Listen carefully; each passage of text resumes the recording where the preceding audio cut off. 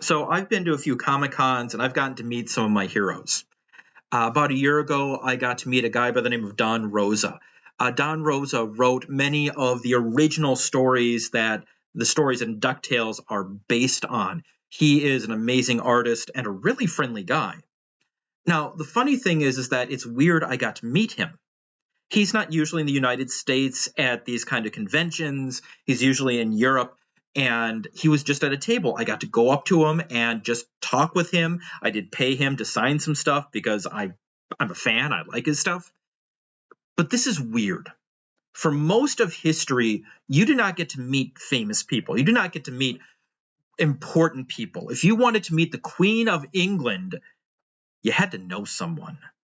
You had to know someone who already knew the Queen, that they would be willing to introduce you. That's far more normal. I think even now, outside of things like conventions, generally, if you're going to try and meet someone famous, you got to know someone. You got to know someone that's going to get you into the party, that's going to get you into the restaurant or whatever it is. And Jesus is keying in on that here. All things have been committed to me by my Father. No one knows who the Son is except the Father, and no one knows who the Father is except the Son, and those to whom the Son chooses to reveal him.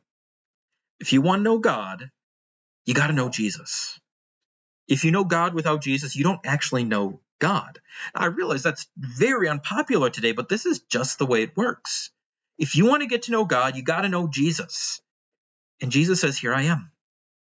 I'm the one who died for you so that you could know God, so that you do have a home in heaven. Jesus isn't someone far off and mysterious that you got to buy your way into. He's right here. And Jesus says, now, let me introduce you to my Father.